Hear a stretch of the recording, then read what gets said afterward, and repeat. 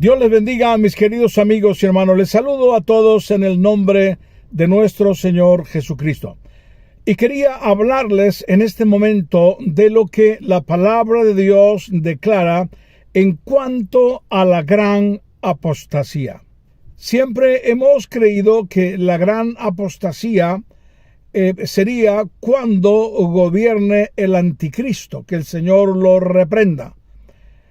Sin embargo, debido al estado de la iglesia, yo personalmente me estoy dando cuenta que esa apostasía no hablaba solamente en cuanto a ese momento del anticristo, sino que está hablando precisamente también acerca de la iglesia, o mejor dicho, de lo que era la iglesia.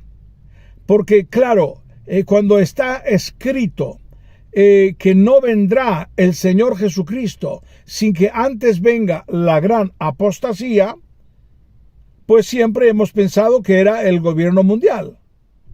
Pero, hermanos y amigos, hoy día nos estamos dando cuenta que hay una terrible apostasía en la iglesia.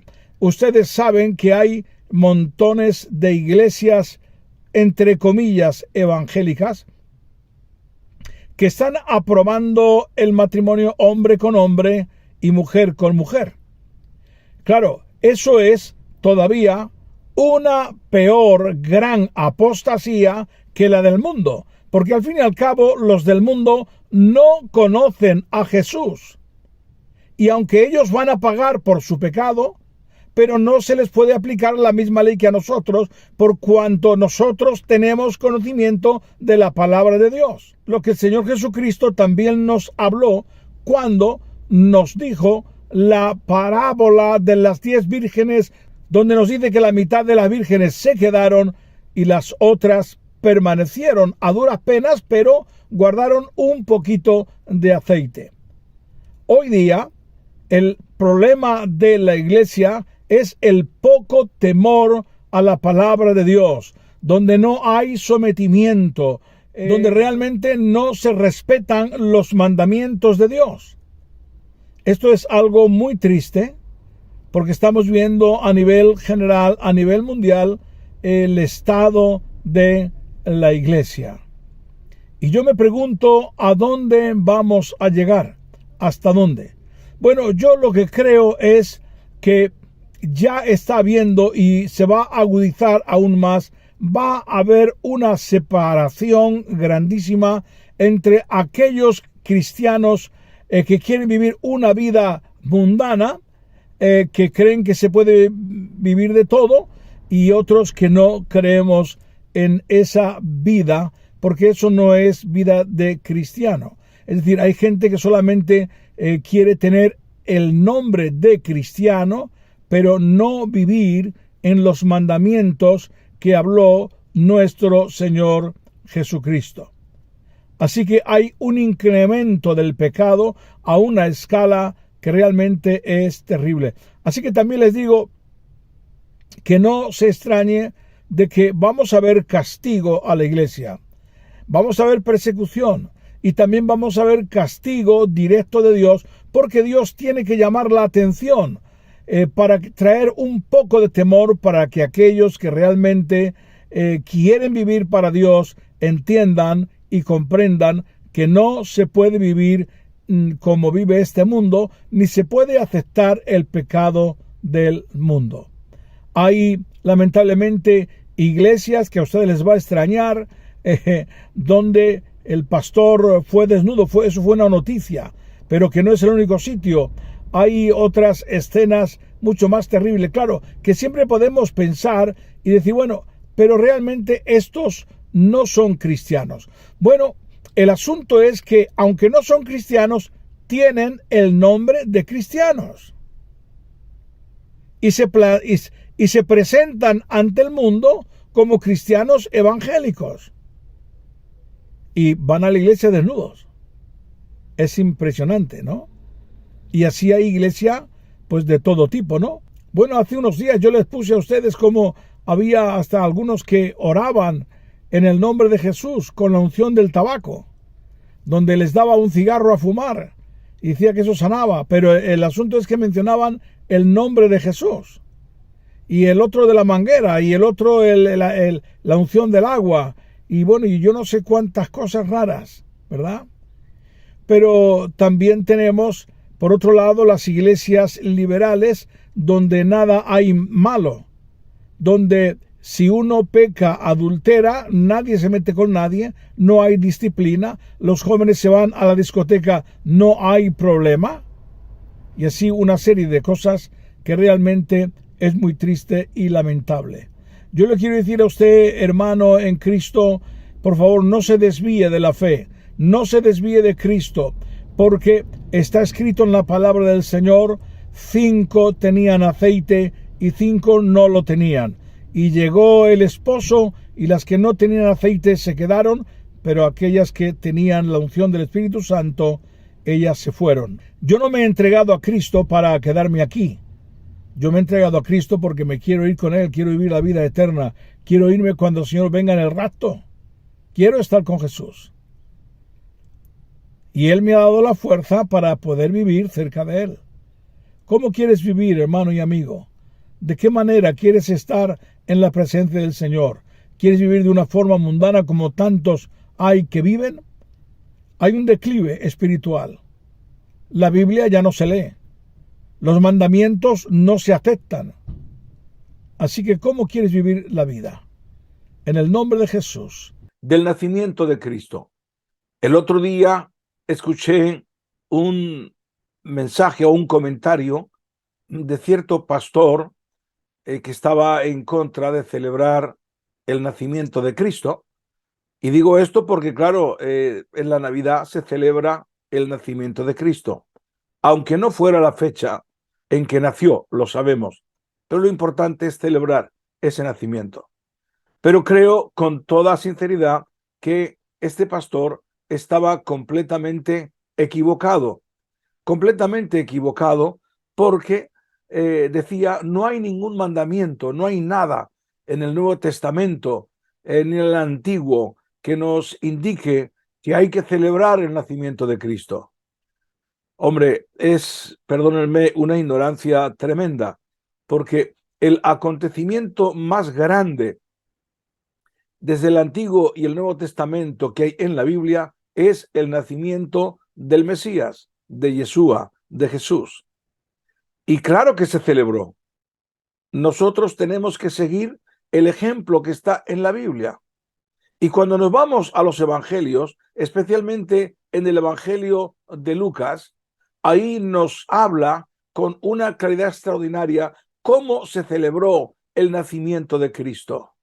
Y por favor, léelo en el capítulo 2, ¿verdad? Se habla acerca de que aparecieron ángeles en la noche, se aparecieron a los pastores que estaban lidiando con las ovejas y cantando cánticos. El nacimiento de Cristo se celebró en el cielo y les fue anunciado a los pastores que había nacido el Salvador en la ciudad de Belén, conforme estaba escrito en el Antiguo Testamento, en las profecías bíblicas. Posteriormente los pastores fueron donde estaba Jesús en el pesebre. Después vinieron los magos de Oriente. Es decir, el nacimiento de Cristo se celebró en el cielo por todo lo alto y aquí en la tierra se les anunció a los pobres. Aquellos que, como dijo Cristo, no tenían ninguna importancia para este mundo, pero para Dios sí lo tenían. Y Él se manifestó a los más pobres.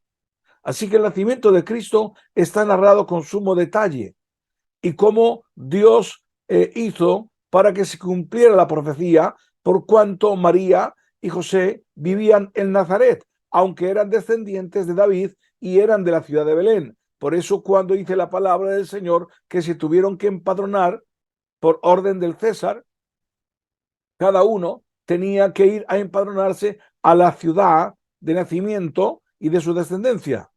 Y José y María eran descendientes de David de la ciudad de Belén, de donde estaba profetizado que había de venir el Mesías.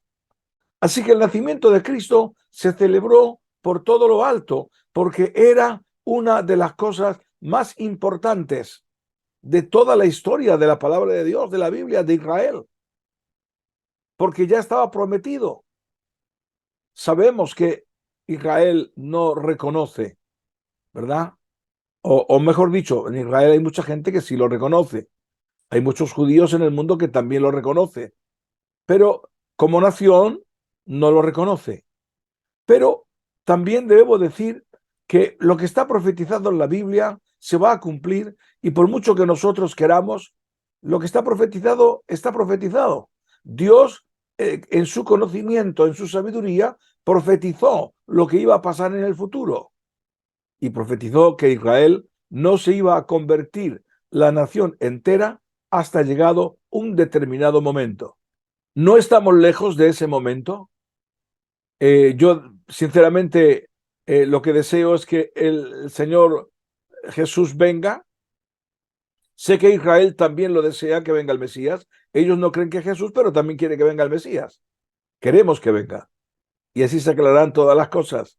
Nosotros estamos seguros, por las profecías bíblicas, de que era Yeshua. Y la palabra del Señor nos dice que todo Israel, la nación entera, va a reconocer ese momento. Es muy importante que todos atiendan a esto, porque ese momento en que ellos van a reconocer a Jesús será un momento trágico. Israel ya no volverá a ser echado de su nación, no será esparcido, pero sí queda un poquito de sufrimiento debido a la dureza de corazón.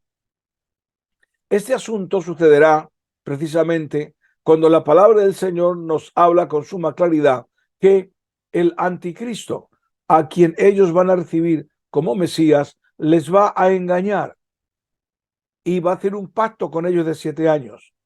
A la mitad de ese pacto, el anticristo que ellos creerán que es el Mesías, se va a sentar en el templo de Dios, es decir, va a ser reconstruido el templo de Salomón. Y llegará un momento que éste se va a sentar como Dios y va a reclamar adoración. Entonces ahí Israel es cuando, y todo el pueblo de Israel entero se rebela contra este falso Mesías. Al rebelarse contra él y él tener todo el poder del mundo en sus manos, porque lo tendrá, entonces lanza una guerra contra Israel. Como consecuencia de esto, acabará, para hacerles corto, con la venida de Yeshua en el Monte de los Olivos, capítulo 14 de Zacarías. En ese momento, cuando lanza la persecución el falso Mesías contra Israel, contra los judíos, es el momento cuando ellos claman, y es cuando son atendidos conforme el capítulo 12 de Apocalipsis, que vendrán, ¿verdad? Y los salvará. Gloria al nombre del Señor. Será cosa maravillosa. Así que, aunque Israel, como está escrito en el capítulo 14 de Zacarías, va a tener un poco de sufrimiento, pero va a ser librado de la aniquilación conforme está escrito. Así que, hermanos, demos gracias al Señor por su misericordia, por su amor que ha tenido contigo y conmigo, que hemos conocido estos tiempos, hemos conocido que Jesús es el Mesías, y de cuántos de justos nos ha librado. Es verdad que también ha habido persecuciones en el pasado, quemaban vivos en la hoguera a los evangélicos, porque si decimos cristianos generalizamos, y los católicos no fueron perseguidos, eran los evangélicos los que quemaban vivos en las plazas mayores de este país, España, y en toda Europa, ¿verdad? Pero aquí estamos. El Señor nos ha dado la victoria en todo tiempo y en todo momento. E igualmente al pueblo judío también lo persiguieron, la Inquisición, ¿verdad? Igualmente a los gitanos. Y quiero decir que los gitanos han sido los más perseguidos, y aún me atrevo a decir por encima de los judíos. Y se lo puedo demostrar por la historia. Lo que pasa es que este pueblo gitano ha sido menospreciado a una escala muy grande. Y aún, pues, leemos en la historia que en España, pues, la turba, la gente, ayudaba a los alguaciles a apresar a los gitanos. Es verdad también, hay que honrar a aquellos que no eran gitanos y que ayudaron a esconder a los gitanos. Hubo muy pocos, pero hubo algunos. Y que Dios haya tenido misericordia de sus vidas. Pero quiero decirles que eh, el Señor habló acerca de todo esto, profetizó: los gitanos somos la casa de Israel, y que seríamos perseguidos por todas las naciones de extremo a extremo de la tierra. Y así ha sido. Pero ahora llega un gran momento para la iglesia evangélica, para los judíos y para los gitanos. Aunque todavía queda un poco de tiempo de persecución, pero Dios nos librará de todo. Esa es la promesa de su palabra.